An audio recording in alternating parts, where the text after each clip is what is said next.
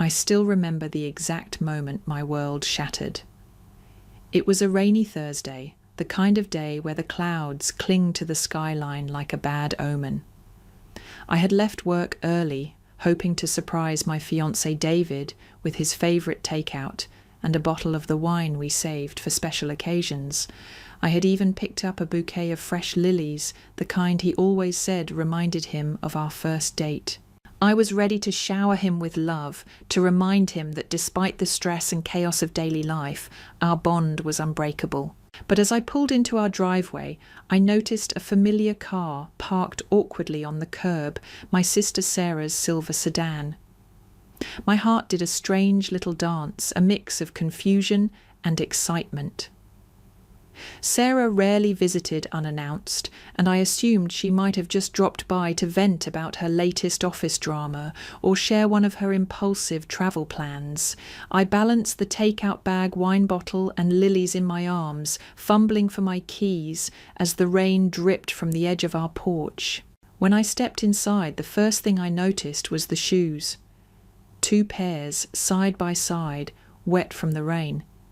His worn-out sneakers and her bright red heels, the ones she only wore when she wanted to make an impression.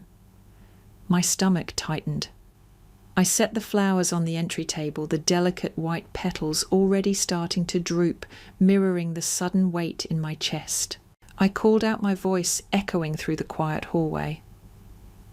"David, Sarah, I didn't know you were here." There was no immediate response, just the distant, muffled sound of movement from upstairs.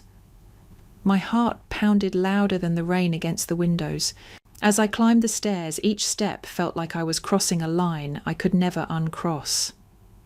The door to our bedroom was slightly ajar, a thin sliver of light cutting into the darkened hallway. I pushed it open slowly, the hinges creaking like the strained cords of my fraying nerves. What I saw next would be forever burned into my memory. My sister, my own flesh and blood, tangled in the sheets of my bed, her bare back to me, as David leaned over her, whispering something I couldn't quite make out. They froze when they heard the door creak, both sets of eyes snapping to me, wide with the sudden, panicked realization of what they had done.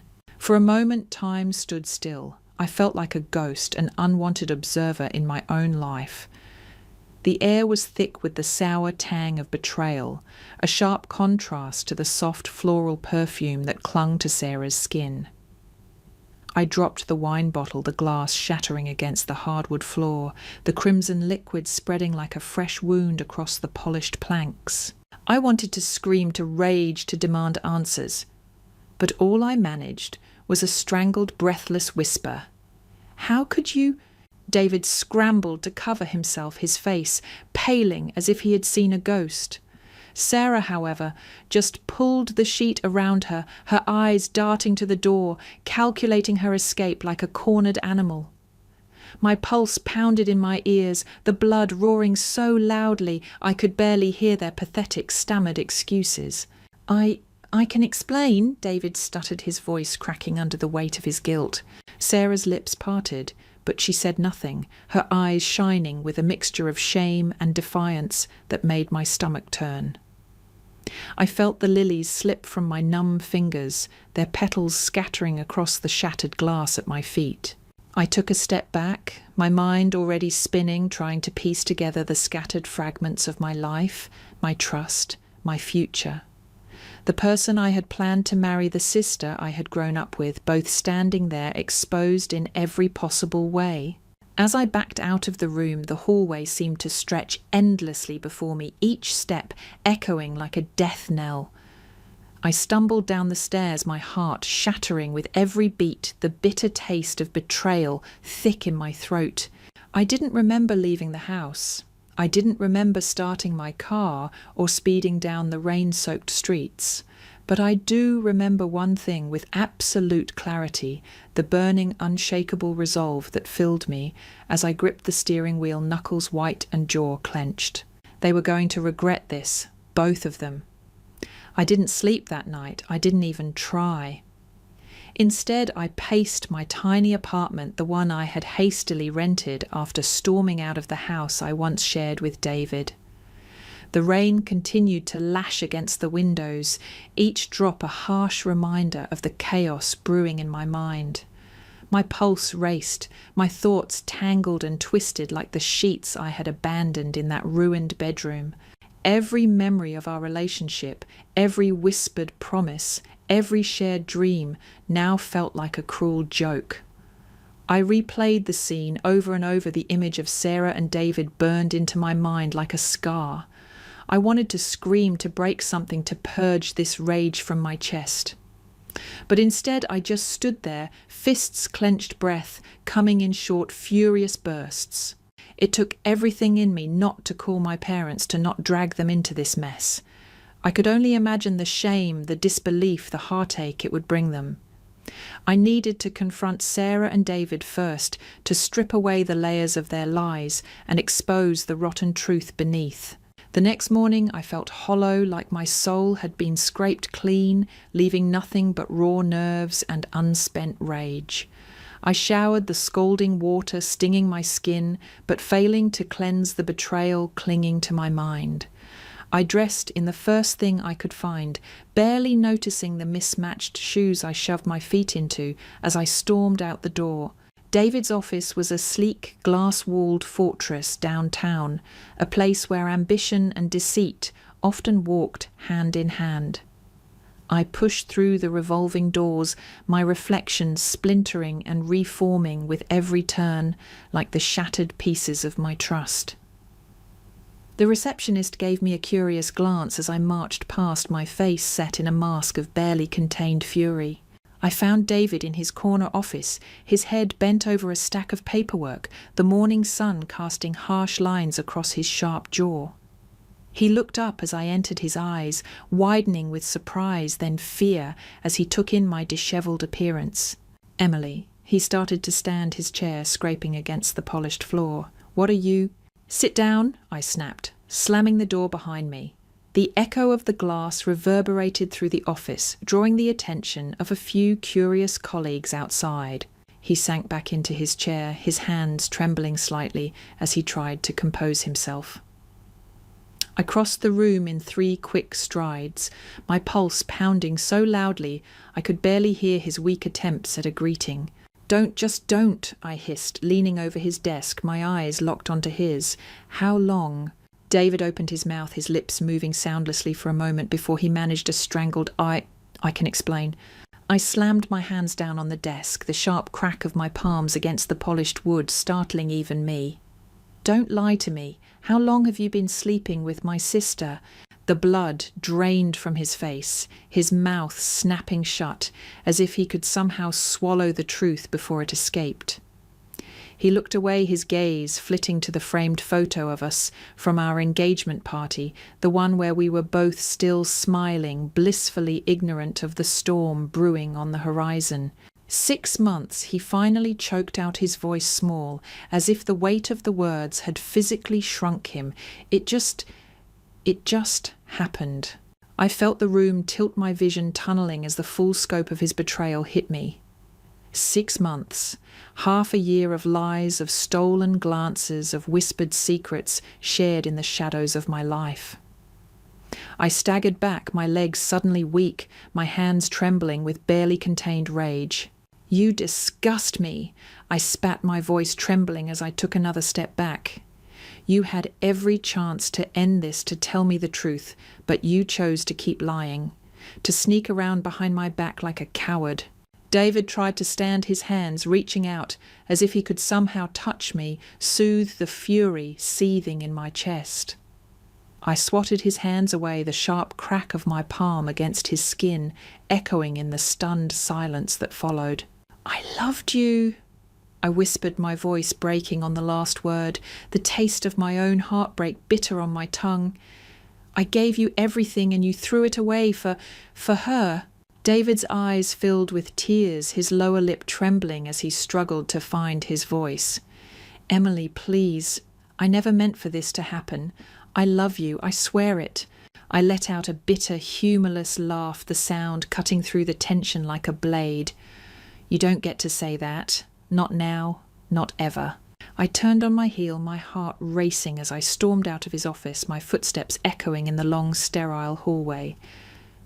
I didn't stop until I reached the elevator, my shaking hands fumbling for the button. As the doors slid shut, I caught a final glimpse of David slumped in his chair, his face pale and broken, the image of a man who had just watched his world collapse around him. I should have felt relief, some sense of closure, but all I felt was the slow, creeping dread of knowing this nightmare was far from over. The days that followed felt like a blur, a chaotic storm of anger, humiliation, and disbelief. I had avoided my family, ignoring my parents' concerned texts and my brother's missed calls. I couldn't face them, not yet. Not until I had figured out how to even begin explaining the unforgivable betrayal that had shattered my world. But Sarah didn't grant me that time. She showed up at my apartment one morning, banging on the door with a frantic urgency that sent my pulse racing. I hesitated for a moment, my fingers hovering over the deadbolt, my mind screaming at me to ignore her. But curiosity, or perhaps some twisted need for confrontation, pulled me to the door. I swung it open to find her standing there, her usually flawless hair, a tangled mess mascara smudged beneath her eyes. She looked like a stranger, her confident, polished exterior cracked and crumbling. For a moment, I felt a flicker of satisfaction, but it was quickly drowned by the tidal wave of anger that crashed over me. "Emily, please," she whispered, her voice trembling as she stepped inside without waiting for an invitation. "We need to talk." I stepped back, letting the door swing shut behind her. She took a hesitant step forward, her eyes flicking around my tiny, cluttered apartment, her lip curling slightly at the sight of the half-empty wine bottles and take-out containers littering the counter. "What the hell do you want?" "Sarah," I snapped, crossing my arms tightly over my chest, my nails digging into my palms. "Come to gloat, or are you just here to justify yourself?" She flinched, her eyes glistening as she turned to face me. "No, it's not like that. I just wanted to explain." I let out a sharp, bitter laugh, the sound cutting through the tense silence like shattered glass. "Explain? You want to explain why you thought it was okay to sleep with my fiancé? My fiancé? Sarah, the man I was going to marry." Tears spilled down her cheeks, her mascara smearing into dark, twisted lines. She reached for me, her fingers trembling as they hovered in the air between us. "Emily, please, just listen. It wasn't supposed to happen. It just got out of control." I took a step back, my heart racing, my vision blurring at the edges as the full weight of her betrayal crashed over me once again. Out of control, I spat my voice, trembling with barely contained rage. "You're my sister Sarah, my sister. You were supposed to have my back to protect me, not stab me in it." She crumpled to the floor, her hands covering her face as she sobbed, her entire body shaking with each ragged, gasping breath. For a moment, I felt a flicker of pity, a brief fleeting urge to reach out and comfort her. But then the image of her in my bed, tangled with David, flashed through my mind, and the pity turned to pure, unfiltered rage. "You ruined everything," I continued, my voice sharp and unforgiving. "You destroyed my relationship, my trust, my future, and for what a few stolen moments, a thrill, was it worth it, Sarah?" She looked up at me, her eyes bloodshot. Her cheeks streaked with mascara-stained tears. "I never meant to hurt you," she whispered, her voice small and broken. "It just happened. I swear it never meant anything. I felt so alone, so lost. And he was there." I felt my stomach churn, the bile rising in my throat as her pathetic excuses hit me like a punch to the gut. I took another step back, the cold wall pressing against my spine, grounding me in the harsh reality of the situation. "You felt alone." I snarled, my fists clenching at my sides. So you thought the best way to fix that was to sleep with the one person you knew I loved more than anything. You're unbelievable, Sarah. She flinched her head, dropping into her hands as fresh sobs racked her body. I watched her crumble, my own heart hardening with every tear that fell. I had given her everything, my trust, my love, my loyalty. And this was how she repaid me. For a moment I considered throwing her out, slamming the door in her tear-streaked face and never looking back. But then an idea sparked in the back of my mind, a dark, twisted plan that took root and spread like wildfire through my thoughts. I took a deep breath, forcing myself to unclench my fists as I stepped closer to her crumpled form. "Fine," I said, my voice cold and steady, my heart thundering in my chest. "You want me to listen? You want me to understand? Then prove it. Prove that you're truly sorry." She looked up at me, her eyes wide and glassy, her breath catching in her throat. What do you mean?" I forced a tight, bitter smile, the taste of my own fury sharp on my tongue. "You'll see," I whispered, my mind already racing with the first steps of my revenge. "You'll see just how sorry you really are." I turned away, my pulse racing, my blood singing with the thrill of the chaos I was about to unleash. And for the first time in days, I felt alive. In the days that followed, I threw myself into my plan with a kind of cold, calculated determination I didn't know I possessed. The betrayal had lit a fire in my chest, fueling a rage that burned hotter with each passing hour. I refused to be the victim in my own story, and if they thought I would just slink away and lick my wounds in silence, they had severely underestimated me. I started by collecting everything I could use against them. Texts, photos, emails, every scrap of evidence that would lay their lies bare. David, in his arrogance, had never bothered to hide his tracks. He had used our shared laptop, our joint cloud storage, even our Netflix account to exchange messages with Sarah. It was almost insulting how little effort he had put into covering his tracks, as if he had never imagined I would be clever enough to piece it all together. I dug through months of digital footprints, my heart hardening with every sickening exchange I uncovered. Flirty messages sent while I was in the next room, selfies from my own bed, whispered promises of a future together that turned my stomach. I saved it all, each screenshot a sharpened blade in my growing arsenal. Then I turned my attention to Sarah. I knew her better than anyone knew her weaknesses, her insecurities, the cracks in her perfect facade. She thrived on attention, on the approval of others, and had always been terrified of being exposed as anything less than flawless. I started small, planting the seeds of doubt among our friends and family. Casual conversations dropped into group chats, subtle hints whispered over brunch. I became a shadow in her social circle, quietly unspooling the threads of her carefully curated image. It was almost too easy, like watching a domino line tip over each piece falling perfectly into place. But I wasn't satisfied with just whispers. I wanted them to feel the full weight of their betrayal, to experience the same gut-wrenching pain they had inflicted on me. So I took it a step further. I booked a dinner reservation at our parents' favourite restaurant, the one they always chose for special occasions. I made sure the entire family would be there, Mom, Dad, our brother, even a few close family friends.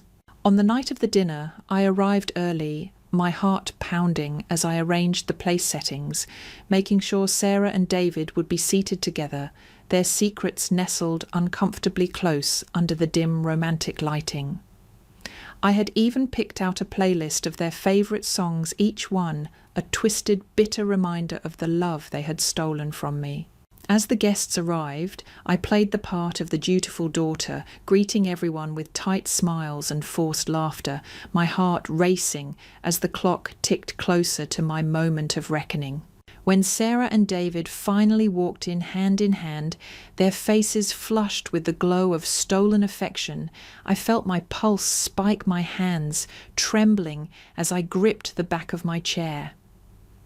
They froze when they saw me, their smiles faltering their eyes, flicking nervously around the table as they took in the faces of our family, all gathered together in one place.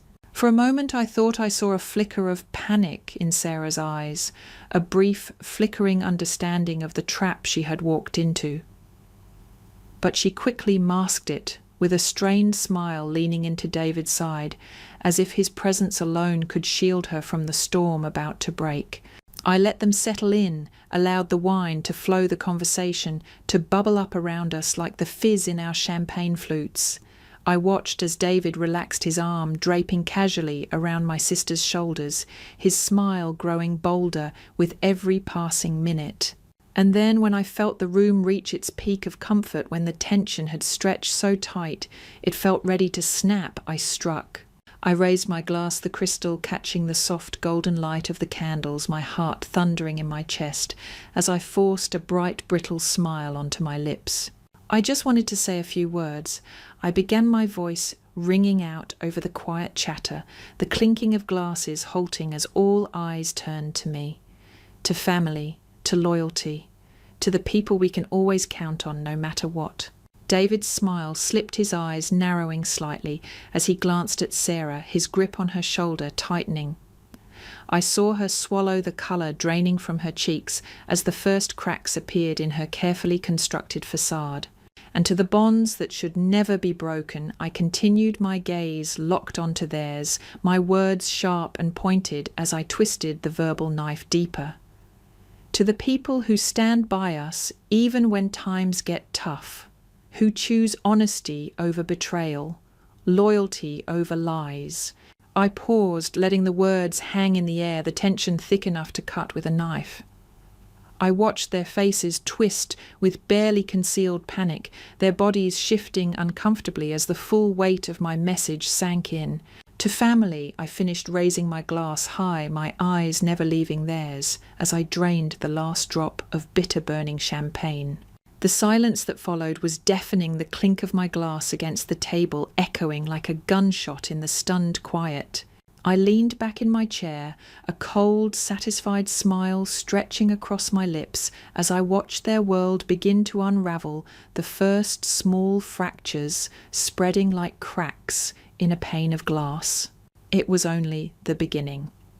The days that followed the dinner felt like watching a slow-motion car crash each shattered moment of their lives, a small, satisfying victory in my growing collection of revenge. My subtle hints and whispered truths had already begun to ripple through our family, the undercurrents of doubt and suspicion spreading like cracks through glass. But I wasn't finished.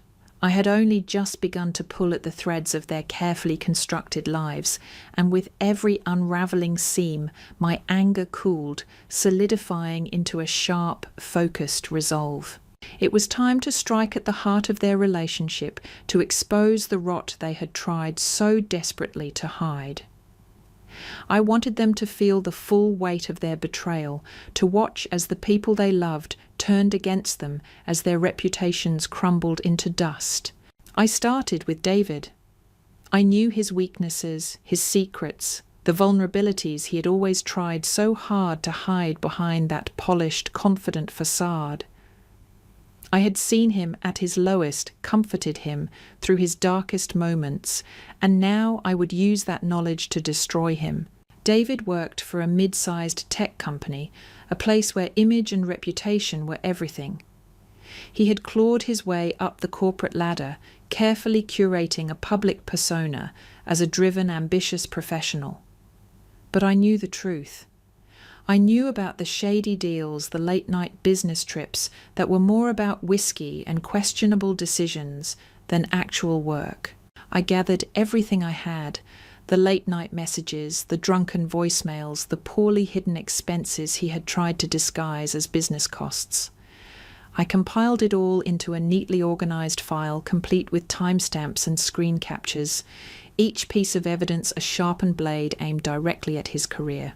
Then, with a few carefully crafted emails, I sent the entire package to his boss, his HR department, and a handful of industry gossip blogs. I even included a few of his more incriminating messages to Sarah just to twist the knife a little deeper. The fallout was swift and brutal. Within days, David's company had placed him on indefinite leave, his colleagues whispering behind his back, their polite professional smiles tinged with barely concealed disdain. His reputation shattered, his career teetering on the edge of collapse. But that was only the beginning. Next, I turned my attention to Sarah. I knew that her entire identity was wrapped up in her image, the polished, picture-perfect life she had carefully constructed for herself.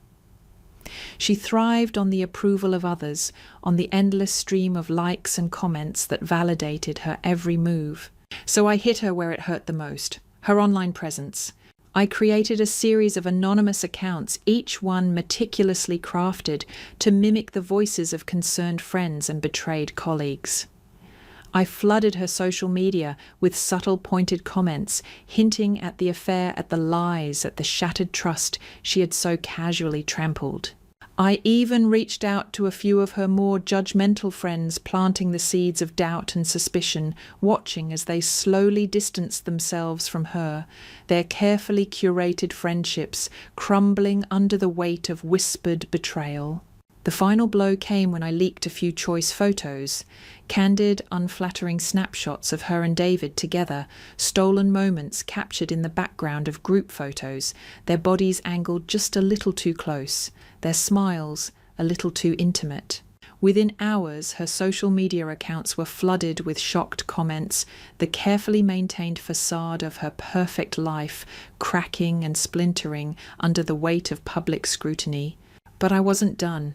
For the final act, I turned my attention to our family, the people I had once loved and trusted, the ones who had blindly welcomed David into our lives without ever questioning his intentions.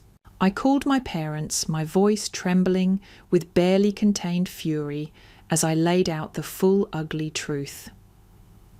I told them about the affair, about the months of lies and betrayal, about the countless ways David and Sarah had twisted the knife into my back. The silence that followed was deafening, my mother's sharp, shocked intake of breath, echoing through the phone line like a gunshot. My father's voice, usually so calm and measured, cracked with barely concealed rage as he demanded to know every detail, his anger radiating through the phone like a physical force. I hung up my heart, racing, my hands shaking as I imagined the scene unfolding on the other end of the line. The harsh, bitter words, the shattered bonds, the broken trust. And then finally I allowed myself a small bitter smile. They had taken everything from me, my relationship, my future, my peace of mind. And now I had taken everything from them. I watched from the shadows as their lives unravelled. The chaos I had unleashed spread like wildfire, burning through their carefully constructed facades, reducing their perfect polished worlds to smouldering ruins. David lost his job within a week. The company couldn't risk the scandal, couldn't ignore the growing whispers of inappropriate behaviour, of compromised ethics, of betrayal and deceit. His once promising career, the one he had sacrificed our relationship to protect, crumbled beneath the weight of his own arrogance. Sarah, too, found herself slipping from the pedestal she had so carefully constructed. Her social circle shrank, friends turning their backs, their polite, supportive smiles transforming into whispers and sidelong glances. She became a pariah. Her Instagram posts ignored, her party invitations returned unopened. She was no longer the golden girl, the beloved sister, the flawless daughter. But it wasn't enough, not yet. I still had one final card to play, one last blow to land before I could walk away from this mess for good. I waited until a quiet Sunday afternoon, the kind of day when the world feels soft and slow, the air tinged with the scent of freshly cut grass and distant barbecues. I sat at my small kitchen table, my laptop open, the cursor blinking expectantly as I crafted my final devastating move. It was a simple email, but the contents would shatter whatever remained of their fragile lives. I attached every piece of evidence I had collected: the texts, the photos, the emails, the financial records, and addressed it to our parents, our mutual friends, even a few of David's business contacts. The subject line was blunt, a final unflinching declaration of the truth I had uncovered. The truth about Sarah and David. They deserve each other. I hesitated for only a moment, my finger hovering over the send button, my pulse racing with the knowledge that once I hit that key, there would be no turning back. And then with a deep, steadying breath, I clicked send. The fallout was immediate. My phone buzzed relentlessly as the messages flooded in. Shocked, angry, devastated responses from friends and family, each one a small, satisfying confirmation that my plan had worked. David and Sarah became social outcasts. Their reputations shattered, their relationships in tatters. They had become the whispered cautionary tales, the subjects of late-night gossip sessions, the warning signs in every future relationship they would ever try to build. And as for me, I walked away. I cut off contact, blocked their numbers, deleted every trace of them from my life. I moved to a new city, started a new job, built a new circle of friends who had never heard their names, never seen their faces, never known the pain they had caused me. I rebuilt myself from the ground up, stronger, wiser, harder. I refused to let their betrayal define me, to let their lies and deceit poison the rest of my life. And as I sat on my new balcony, the warm summer breeze ruffling my hair, I allowed myself a small, satisfied smile. I had won. They had taken everything from me, but in the end I had taken everything from them. 300-word dramatic conclusion. Looking back now, I realize that sometimes the greatest revenge is simply walking away, cutting the ties that bind, refusing to carry the weight of someone else's betrayal. I had been shattered, broken, betrayed in the worst possible way, but I had also discovered a strength I never knew I possessed. I had confronted my demons, faced the ugliest parts of my past, and emerged on the other side with my head held high. I had taken back control, reclaimed my power, and in doing so set myself free. I know now that I deserved better, that I always did. And while the scars of their betrayal may never fully fade, they no longer define me. I have moved on, built a new life, surrounded myself with people who truly value me, who would never dream of betraying my trust. And as for Sarah and David, I have no idea where they are, no clue what became of them after their worlds collapsed. But honestly, I don't care, because in the end, I won. Story 2. Honestly, maybe it's better if you just skip Dad's birthday dinner, Mia said, swirling her iced coffee like it was no big deal. It's not really your thing, you know, kinda upscale. I blinked. What do you mean, not my thing? You know, she smiled, that sweet-laced poison kind of smile. It's formal, dress code, pricey.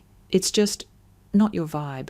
I stared at her from across the cafe booth, coffee cooling in my hands.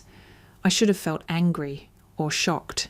Instead, I just felt tired, familiar. I was used to being the outsider, the half-sibling, the last-minute invite, the ghost at the table. Still, I played along, so I should just not come. Mia tilted her head like she was offering mercy. You could always send something, like a card or a bottle, something simple, no pressure. Funny how someone can weaponize no pressure to make it sting harder than a slap. Cool, I said, nodding slowly. Sure. She had no idea I'd just reversed the $200 bank transfer I sent that morning, money I'd chipped in for half the restaurant reservation she was now telling me to skip. I didn't say another word, just smiled and slid my phone under the table. Tap, cancel, done. The day of the party I showed up early, not to attend, not really, not as a guest anyway. The venue was perched on the riverfront, clean glass windows, wood panelling, warm lights dancing inside. The kind of place that posted its menu in cursive and charged $18 for sparkling water. At 6:58 p.m. I stood behind the host stand, straightening a napkin that didn't need straightening. At 7:04 p.m. they arrived. Mia radiant, in a white silk jumpsuit, like she was the birthday girl. Mum, well, her mum in heels and perfume, thick enough to smell through the door. And Dad, my dad, smiling too wide like he wasn't pretending I didn't exist half the time. They didn't notice me at first, not until Mia caught my eye. Her smile froze. "What the hell are you doing here?" she hissed, stepping forward like she was about to put me in time out. I didn't flinch, just nodded toward the sign behind me. Large brushed metal letters read, "Reed and Birch Modern Kitchen." "Welcome," I said evenly, "to my place." Mia blinked. "Wait, you work here?" "No," I said, letting the pause linger. "I own it." For half a second no one spoke. Then Dad gave a dry chuckle. "Come on, you're joking." The manager, Jason, walked out just in time, greeting me with a "Mr. Reed, the chef's confirming the wine pairings. Shall I seat your guests?" I looked back at them. "They won't be staying." "What?" Mia snapped. "We have a reservation." "You had one," I replied. "It was cancelled this morning. Thought it'd be better if you just sent a card. Something simple. No pressure." Mia's face drained of colour. "You can't do this," she whispered, eyes darting around like someone might stop me. "Dad's birthday is still happening, just not here." Her hands balled into fists. "This is insane. You're being petty." "Maybe, or maybe I just finally listened to your advice." I nodded toward the exit. "Feel free to grab dinner somewhere else." "I hear there's a Denny's down the street." I didn't go home that night. I didn't feel like sitting in a dark apartment scrolling through texts that never came. Instead, I found myself at an old 24-hour diner, same booth I used to study in back in college when rent was paid with tips and ambition. I ordered pancakes, no syrup, just butter. Something about simplicity felt comforting. My phone buzzed once, then went silent. I didn't check it. I didn't need to. The fallout came at sunrise. "Mom, technically my stepmom, but she liked to forget the step 7:42 a.m. You embarrassed your father." Mia 8:13 a.m. Unbelievable. We're done. "Dad, the classic middle-of-the-road coward, 9:01 a.m. That was immature." But what no one sent? A question, a reason, a why. They didn't ask why I did it, because deep down they already knew. I'd been invisible for years. Not just forgotten, edited out, cropped from photos, omitted from speeches. One time Mia actually said, "We don't really look like siblings," like she was hoping no one noticed I shared her father. But they always remembered when a bill needed paying, when a deposit was short, when someone needed to float a business loan or spot the electric bill. That was me, the ghost donor, the emotional sponge. I was so mature, so grounded, so dependable, which was just their way of saying easy to ignore. Then last winter, I found out Dad had used my name to co-sign a lease for Mia's boutique. I hadn't agreed. I hadn't even known. He'd slipped the papers under something he asked me to look over, said it was for a joint family trust. When I confronted him, he laughed. "It's just paperwork," he said. "Don't make it weird." I almost did. I almost let it slide. But something broke that day. Not loudly, not publicly. Silently. A shift. A final one. So I started documenting everything. Emails, texts, bank withdrawals. I pulled back slowly, stopped answering requests. Watched the group chat go from "Hey, can you help with rent?" to "Where are you?" to "You've changed." They were right. I had changed. And now I wasn't looking for payback. I was looking for peace. But peace doesn't always come quiet. Sometimes it comes served on a silver platter under a restaurant sign bearing your last name, all some variation of "How dare you?" "No, why did you know? Can we talk?" Just rage, entitlement dressed up as concern. Mia had sent a paragraph that ended with, "You've always been jealous of me." That word again, jealous. Like I ever wanted her chaos wrapped in pearls. Dad's voicemail was worse. "Whatever this is, Noah, you need to grow up. This family's been good to you. And frankly, you humiliated your sister. If your mother were alive to see this," that was his new favourite trick, weaponize grief. Bring up the dead woman who actually raised me, then pretend my silence is a character flaw instead of a survival tactic. Later that day I went to my bank, just to check. To be sure, I pulled a credit report while waiting for my appointment. And there it was, 2 new accounts under my name.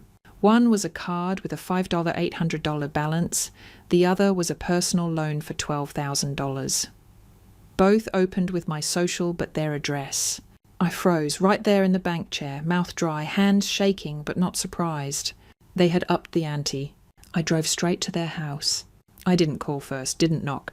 Just walked through the door like the ghost I'd always been. They were in the living room, watching TV, laughing. I held up the papers. Want to explain this? Mia looked at Dad. Dad looked at the remote. Mom, sorry. Delia stood up like she was the one being attacked. What are you talking about? 2 accounts, I said, waving the documents. Opened under my name, your address, your phone numbers. What was fraud not enough last year? Dad finally met my eyes. You're blowing this out of proportion. You stole my identity. That's not out of proportion. That's prison. Silence. Then Mia scoffed. You have good credit. It's not like it hurts you. I stared at her. This was the woman they said I should be more like. The role model. The example. She wore that line like it made her clever, not criminal. You told me to stay home from Dad's birthday, I said, voice flat. Then used money I earned to book it. Through my name. Delia folded her arms. You've always been dramatic. That word, that knife, that familiar twisting. Dramatic, sensitive, overreacting. I smiled. You know what, you're right. Mia blinked. You want drama, I continued.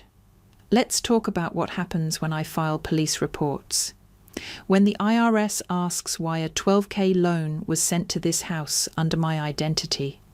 Let's talk about how fraud plays out when it's not just a misunderstanding, when it's a pattern. Dad stood. You'd turn on your own blood. I shook my head. You turned first. That night I didn't go home either. Instead, I spent it digitizing everything, PDF scans, timelines, spreadsheets. I created a folder called Insurance, labelled and sorted, ready. I wasn't impulsive, I was strategic. They wanted to pretend I was nothing but a tantrum, a bitter broke half-son lashing out. Fine. Let them think that. Let them underestimate me one more time. 3 days later, my cousin Jordan invited me to a barbecue. Family only, Grandma's place. I said yes. I showed up early, helped Grandma cut fruit-arranged chairs. She looked up once and smiled at me like I was still 6 years old, helping her bake apple pie. She was the only one who ever looked at me with love that didn't come with terms and conditions. The rest of them arrived late, loud and smug. Mia strutted in like a queen in exile, wearing heels that probably cost more than my last rent payment. Delia brought a casserole she didn't make. Dad wore his fake charming face. They barely glanced at me, just enough to feel superior. Perfect. I waited until the burgers were on the grill, until everyone had a drink and a smile, and no suspicion. Then I stood up and cleared my throat. I want to thank Grandma for hosting. I started tone light. She's always been the glue in this circus. Some chuckles. And since we're all here, I figured it's the perfect time to share a little family update. I reached into my backpack and pulled out a manila envelope. Thick. Too thick for comfort. I discovered 2 fraudulent accounts in my name. 1 credit card, 1 loan. Total $17,800. Mia turned white. Dad's jaw tightened. They were opened using my socials. Same address you live at, same phone number you use. I handed out copies. No one spoke. I've already filed reports. With the bank, with the FTC, with the police. This isn't a threat, it's a timeline. Mia stood. You're ruining everything. No, I said you ruined it. I'm just reading the damage report. Delia tried to grab one of the papers from Uncle Ron's hand. He pulled it away. You always wanted attention, she hissed. I stepped forward. Calm, clear. I wanted peace, but when that didn't work, I decided to want justice. Then I turned to Grandma. I'll leave the rest here, I said, placing the envelope on the table. You deserve to know who you're feeding. Fallout happened faster than I expected. 2 cousins left early. 1 aunt pulled me aside and whispered I had no idea. Jordan texted me that night, dude. You were legendary. Mia. She posted a photo of herself on Instagram later that evening. Caption, some people are so obsessed with me, it's sad. Okay. If denial was a sport, she'd be Olympic. The next day, Delia left me a voicemail. This has gone too far. What are you trying to prove? I didn't answer. Dad sent a text. You've embarrassed us. You'll regret this. Cool? So had identity theft, but I guess regret's relative. Mia tried the soft angle next. Can we talk? Just us. I think we both got emotional. Emotional. She stole my name, my credit, and my peace, and I was the emotional one. I left her on red. I expected silence after that, or maybe more rage. But what I didn't expect, a message from someone named Elijah Barnes. I didn't recognize the name. Until I opened the email. Hey, You don't know me, but I think your sister did this to me too. Elijah's email was short, polite, but laced with something sharp. She used your name. She used mine. And if you've gone public, you're not alone. Attached was a screenshot, a Venmo receipt dated a year ago, $2,500 transferred to an account tagged Amir Events, a name I'd never heard. Below that, another receipt, payment for venue deposit under Noah R's account. My name, again. I stared at the screen, jaw tight. I didn't remember meeting Elijah, but I didn't doubt him for a second. He'd been another stop on her tour of manipulation. We set up a call. His voice cracked at first, nervous roar, but steadied the longer we talked. He'd met Mia 2 years ago when she was calling herself Leah Barnes. Claimed she was starting her own PR firm. Said she needed someone business savvy to help with startup paperwork. Elijah had just come into an inheritance. Trusted her. He fronted her money, co-signed a lease, even introduced her to his accountant. You can guess what happened next? 6 months later, she ghosted him, moved cities, left him with $9,000 in debt and a red flag on his credit report. I thought I was the only idiot, he said, voice low. I told him you weren't the idiot, you were the investment. He exhaled, a sound that was part relief, part ache. That night I couldn't sleep. Not because I was scared, because I was furious but clear, laser sharp. This wasn't about Mia borrowing a few dollars or playing dumb about a credit card. This was a pattern. A multi-year run of identity theft, financial manipulation, emotional abuse, and it all had one thread. My name, my silence, my willingness to keep peace. I'd spent years trying not to rock the boat. Turns out I wasn't on a boat. I was strapped to the anchor. By the next morning, I had a plan. I called my lawyer Deshawn a bulldog in a suit. Told him everything, every receipt, every forged document, every new name she used. I want to pursue this fully, I said. He whistled. Brother, we're not filing a complaint. We're building a case. We worked fast. Deshawn helped me file a civil fraud claim. We added Elijah's statement as corroboration. More kept coming. A girl from Dallas, someone from Phoenix. I didn't go looking, they found me. Turns out my cousin Jordan had posted a vague TikTok about the family barbecue. Nothing named but enough detail to go viral. Someone in the comments recognized Mia, then someone else did. The dominoes started to fall. Within days, Mia R. was trending on a finance drama subreddit. A user had created a thread titled, Golden Child Gone Rogue. My sister used my credit to throw parties, then called me jealous. I didn't write it, but I could have. It read like a confessional. Only now everyone was reading it too. I started getting emails from distant relatives, old classmates, even a former co-worker of Mia's who said she quit abruptly the day HR started asking about reimbursement fraud. She left a trail like a forest fire. No wonder they wanted me quiet. The best part, they tried damage control. Of course they did. Delia left a voicemail. You're escalating things that could have stayed private. We're family Noah. Dad followed up. You're being cruel. You're attacking your sister when she clearly needs help. Funny how the word help only shows up when they need saving. Mia finally cracked and sent me a message directly. I'm sorry. Okay, I didn't think it would get this far. Can we fix this without lawyers? I didn't reply. Because no, we couldn't. Then came the subpoena. We froze her accounts, put a lien on the boutique lease she used my name to sign. Deshawn filed a restraining order after someone, probably Mia, left a shredded envelope on my doorstep full of fake apology letters signed Anonymous. Cowardice in cursive. I handed it to Deshawn. He didn't flinch. Let 'em try, he said. They wanted war. They just didn't know you'd build the courtroom. And yet there was one person I hadn't heard from. Grandma. Until the envelope arrived. Handwritten, no return address. Inside was a note, simple, just 10 words. You didn't destroy the family. You revealed who did. No signature, just a photo tucked behind it, me age 6, covered in flour, grinning next to her pie dish. I hadn't seen it in years.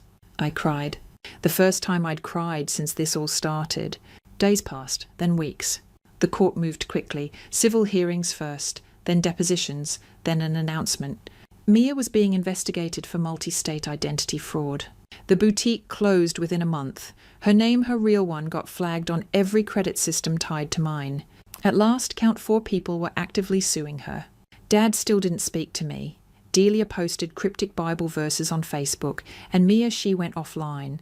But the internet never forgets. One day Deshawn called me laughing. "Guess who filed for bankruptcy?" he said. I didn't even need to ask. Then he added, "Guess who just got approved for a new business grant?" I blinked. Me. Yep. Turns out exposing a fraud legally makes you a pretty solid candidate for financial responsibility. Poetic. I rented a new apartment that week. Not big, not flashy, but all mine. Every plate, every fork, every line on the lease had my real name, just mine. I bought a second-hand desk, opened a new email, and started a consultancy. Quiet, remote, by referral only. It wasn't glamorous, but it was free. A few days later I got a package. No label, just a single note inside. I finally told the truth, I'm sorry. It was from Elijah, inside a USB drive. It held audio files, recordings, Mia bragging to a friend. About the accounts, about the names, about me. Honestly, I don't feel bad. He's used to paying for stuff. He never even notices. I sent it to Deshawn. He nearly dropped the phone. "This is the nail in her coffin," he said. I just nodded. Elijah's audio recordings were the match. We'd built the case, lined up the receipts, the timelines, the statements, but hearing Mia's own voice laughing while explaining how she used my name like a spare credit card that wasn't just evidence, it was irrefutable. Deshawn filed the final motion the next morning, fraud, identity theft, and defamation with attached witness affidavits. When he hit submit, I exhaled so hard I nearly fell off my chair. I wasn't scared anymore. I wasn't even angry. I was done. The fallout didn't come in explosions. It came in silence, a deafening, eerie quiet that slowly hollowed out the people who thought they could weaponize my kindness and walk away untouched. First, Mia's pending court appearances were leaked to a local paper.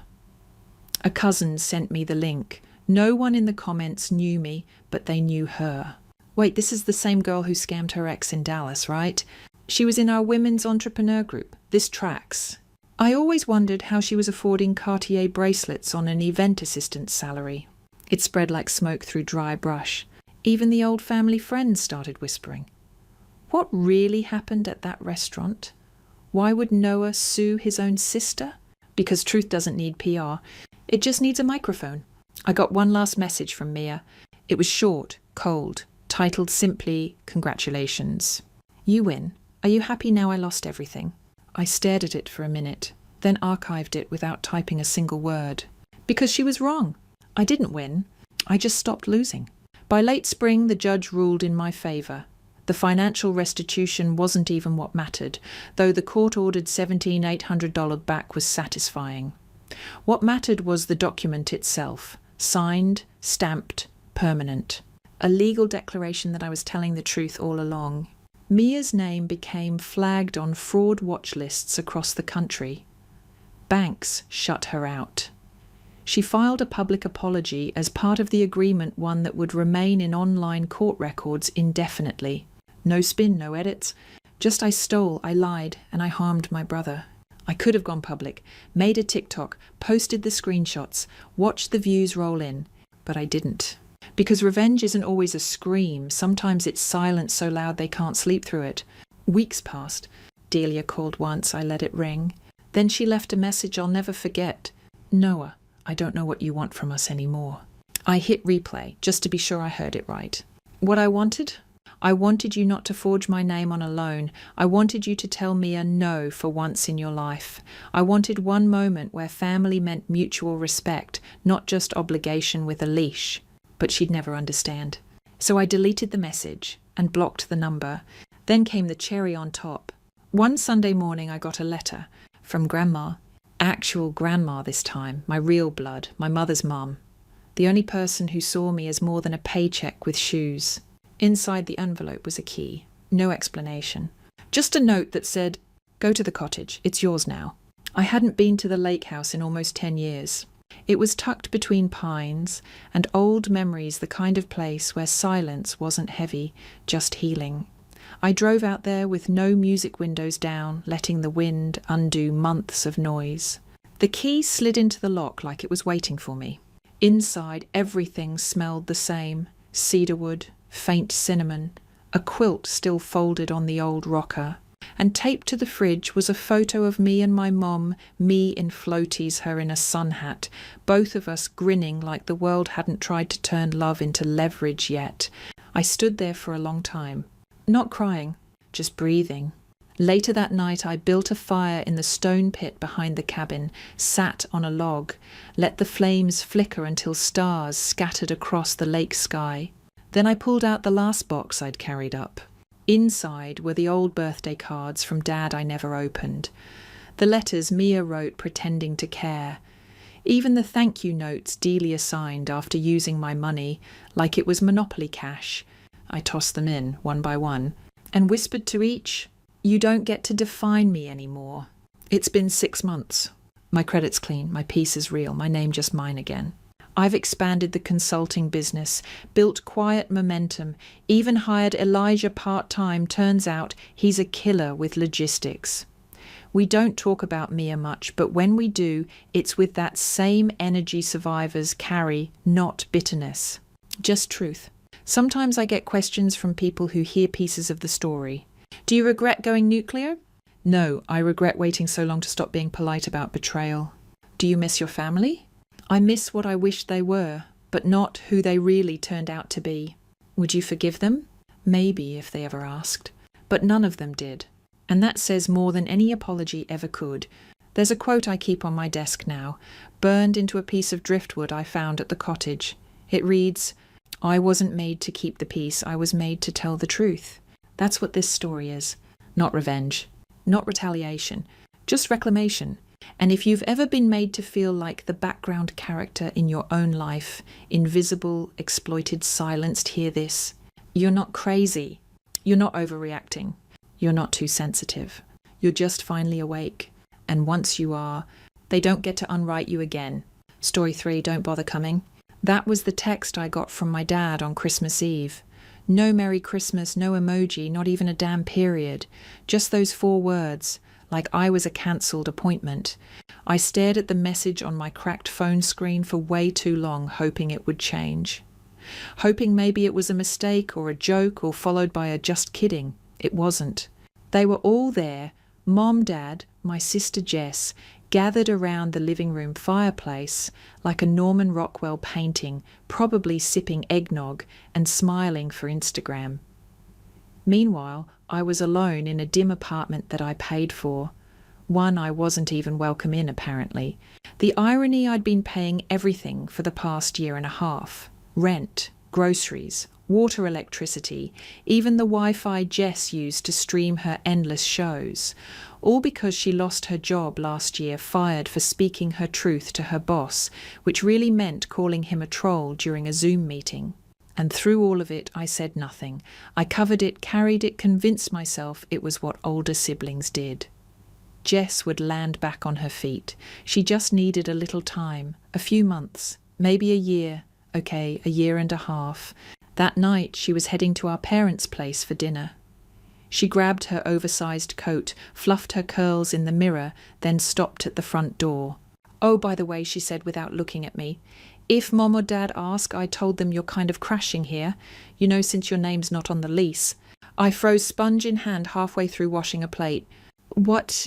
She shrugged. "It's just easier that way. I didn't want them thinking I'm letting you live here rent-free or something." I blinked. "Jess, I am paying the rent." She gave a small dismissive wave. "Yeah, but they don't need to know that." And then she left.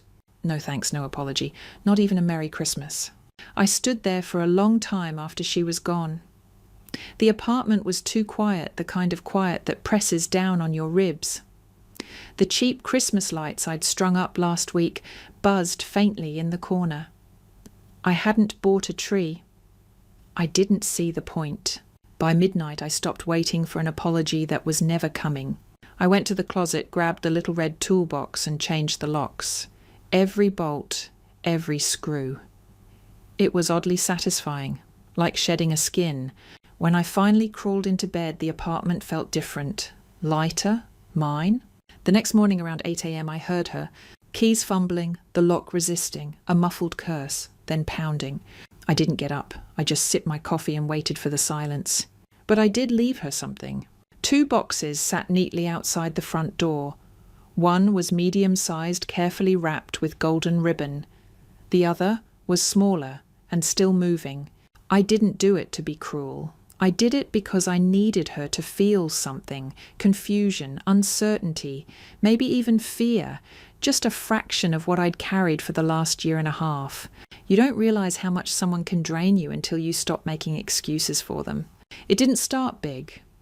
First it was groceries, then rent, then her $400 vet bill for a dog she couldn't remember to feed. Then her broken laptop, her missed car payments, her Spotify subscription. I told myself it was temporary, that she was just struggling. I didn't even flinch when she borrowed my old phone for a weekend and came back with a new one. They just swapped it for a better model. She beamed. She forgot to mention it was under my name, on my credit. Still, I didn't say anything, because that's what siblings do, right? But silence doesn't mean peace. It means pressure, and pressure has a limit. Mine broke the night she asked me to Venmo her for my half of the takeout I brought home after a 10-hour shift. I stared at her. She didn't look up, just kept scrolling her phone like it was the most natural thing in the world. You mean the food I bought with my card using my money? She shrugged. Yeah, but you chose to. That's when it hit me. She never felt bad. Not once. She wasn't stuck. She was comfortable, and I had made it possible. A week later, I got a credit alert. A new account had been opened under my name. Except I hadn't opened anything. It was a Sephora card. More than $200 charged in 3 days. I called the company. They confirmed it, my social, my name, but Jess's email.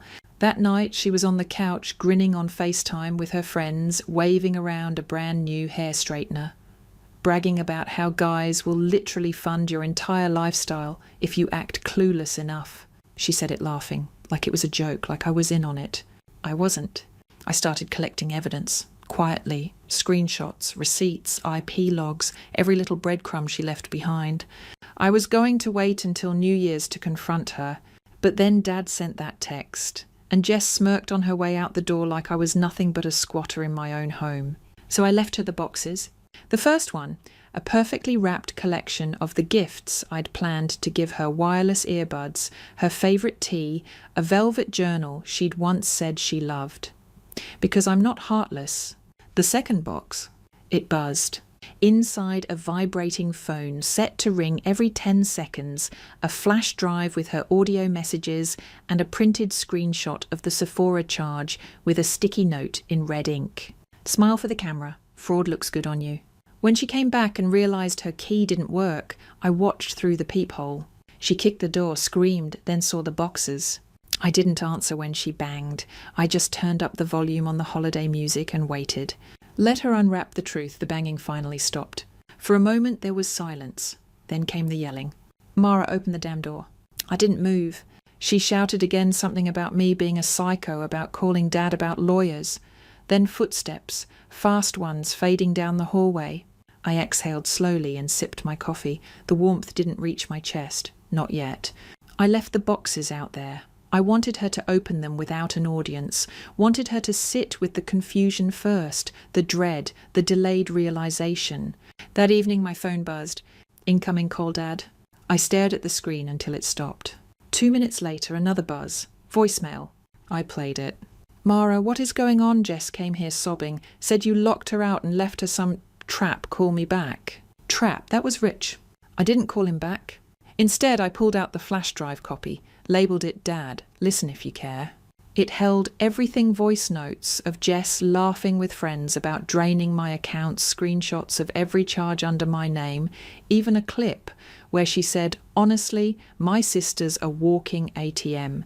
She should be flattered. I mailed it. Overnight express. Signature required. And then I waited. 3 days later I got a text. Dad, we need to talk. I didn't reply. Because while Jess was playing the victim, I was building my case. I had receipts, literal ones. I pulled out a folder I'd been updating for weeks. Every bank statement, every transfer, every suspicious charge.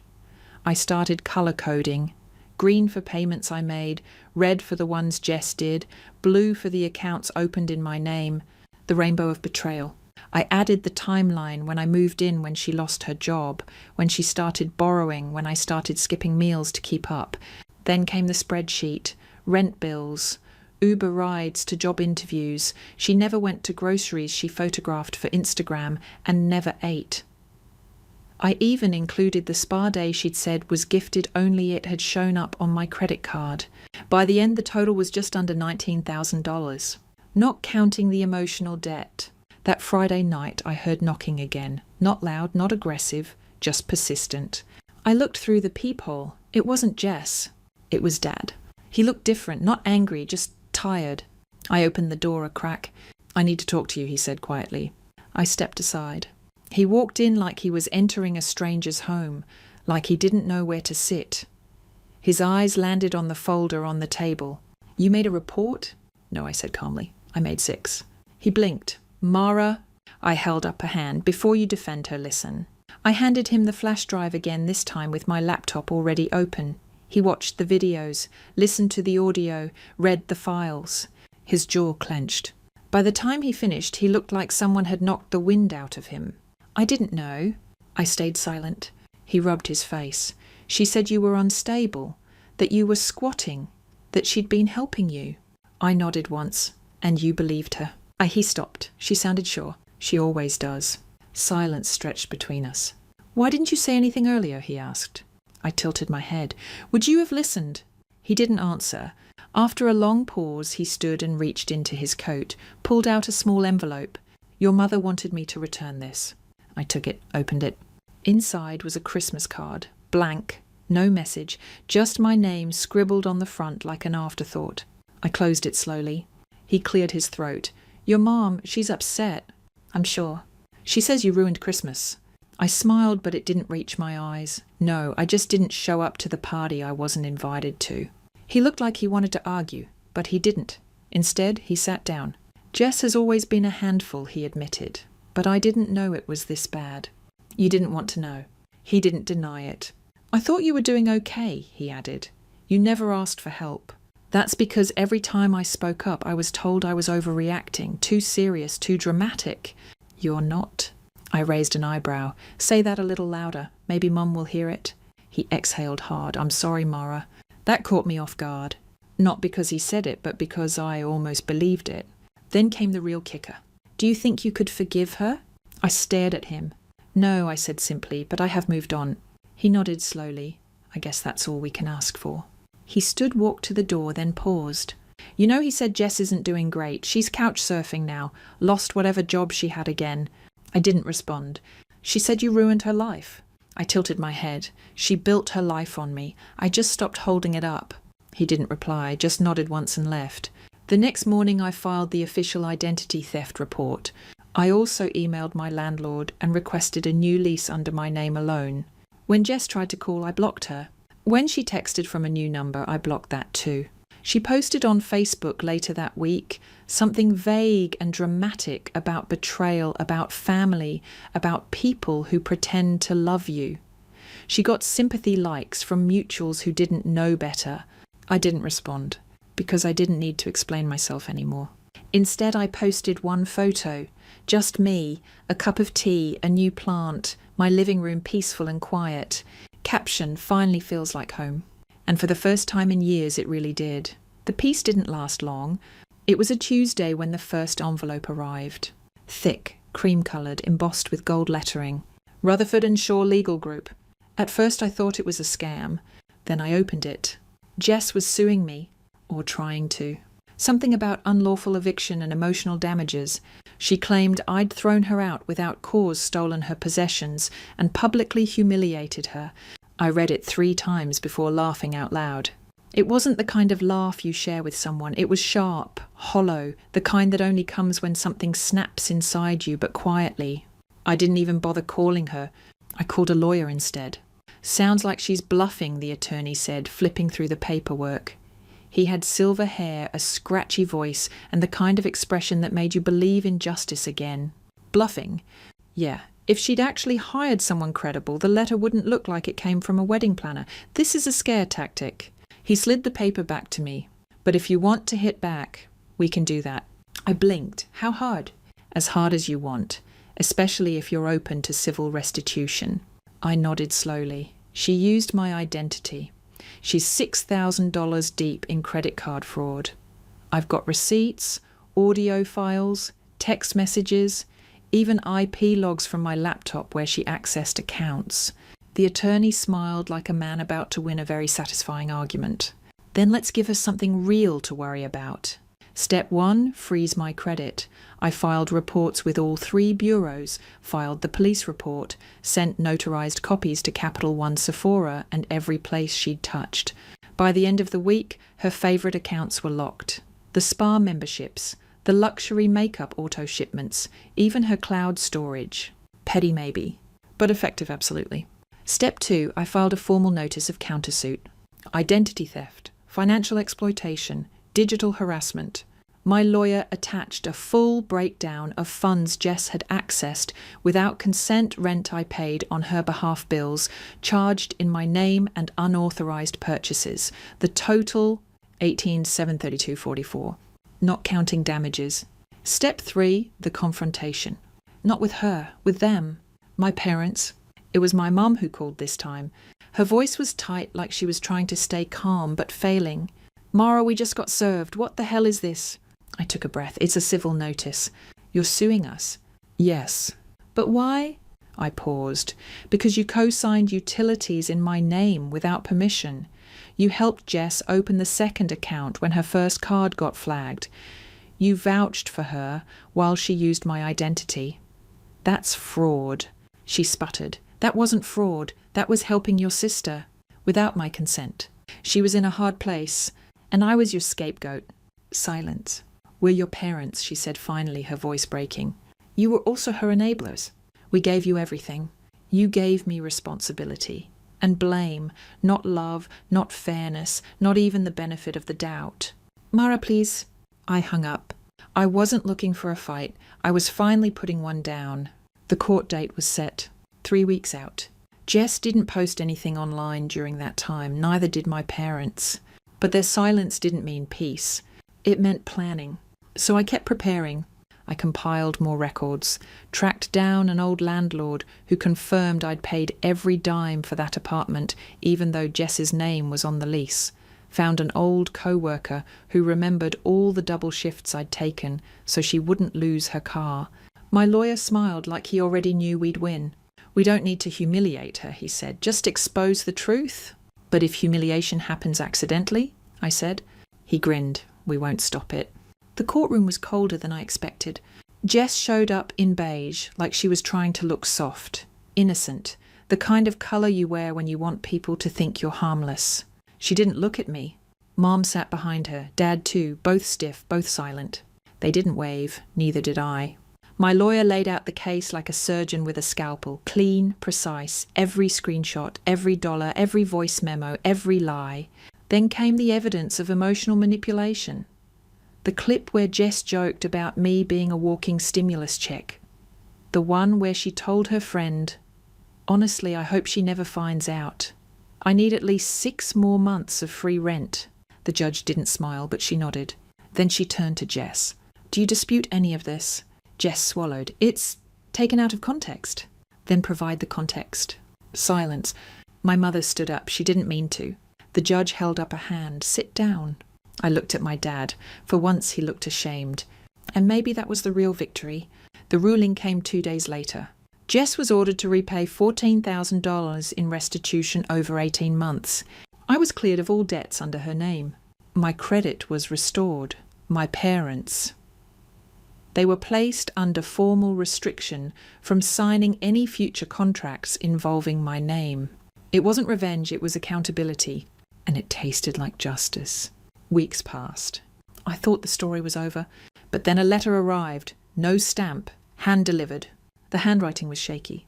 Inside a photo, me and Jess as kids, sitting on the front porch, barefoot, eating popsicles. I was grinning. She was leaning on my shoulder. On the back, one sentence. You were always the strong one. I just pretended better. Jay. I didn't cry. I didn't forgive her. But I understood her. And that was enough. 3 months after the court ruling, the silence didn't feel heavy anymore. It felt earned.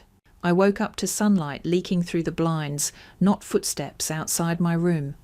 My fridge had only what I bought. My Wi-Fi worked without guilt. The peace in my apartment was no longer a fluke, it was the new standard. People think silence is emptiness, but when you've lived through chaos, silence feels like luxury. Jess never tried to contact me again, at least not directly, but people talk. They always do. My cousin texted me a blurry screenshot from a friend of a friend's post. It was Jess tagged in a photo at some low-rent apartment party. Her hair looked different, bleached, brittle. She had that forced kind of smile, the one people use when they're trying not to cry in public. The caption, "Some folks get dealt a bad hand, others burn their own cards." I didn't respond. She'd chosen this, and I had finally chosen me. A week later, I ran into my mom. It wasn't planned, just one of those weird accidental life moments at the grocery store of all places.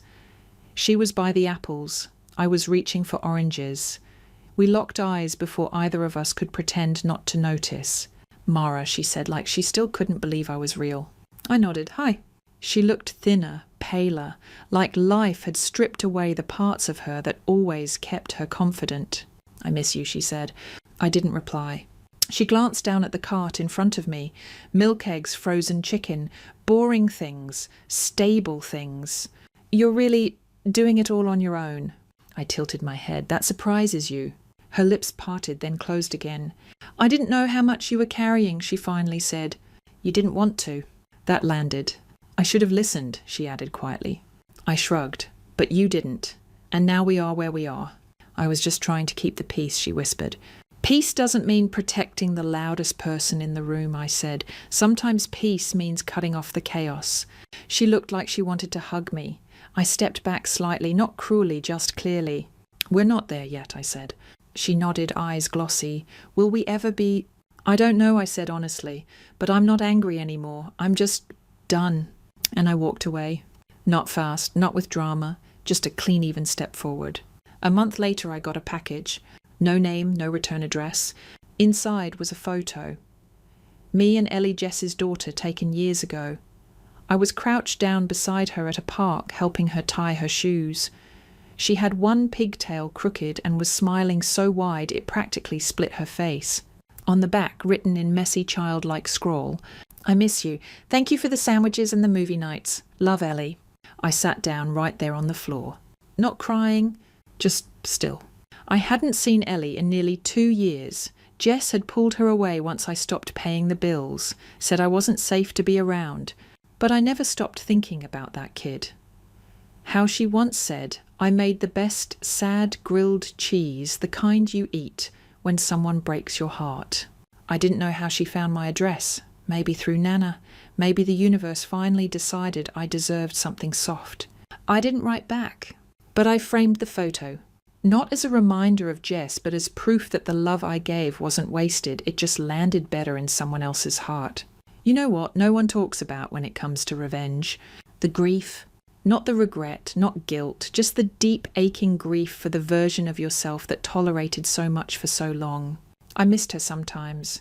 That version of me who kept the peace, paid the bills, apologized just to stop the fight. She was naive, sure, but she was kind. She wanted so badly to be wanted. I mourned her. But I wouldn't go back to being her. One night I got a message from my dad. Just a short email. Subject line I understand now. "Body, I should have seen it sooner. I didn't, I'm sorry." No demands, no defences, just a few heavy words. I didn't reply. Not because I didn't appreciate it, but because some things don't need answers. They need time, or space, or nothing at all. And maybe silence is the best reply when someone finally says what you needed them to say years ago. People ask me now, would you ever forgive her? The answer, I already did, in my own way. Not the kind of forgiveness that leads to brunch or Christmas cards. The kind where I let go of the rope, the one that kept tying me to her mess. Because revenge, real revenge, isn't slamming the door. It's walking through a different one that's quiet and mine, and doesn't require permission.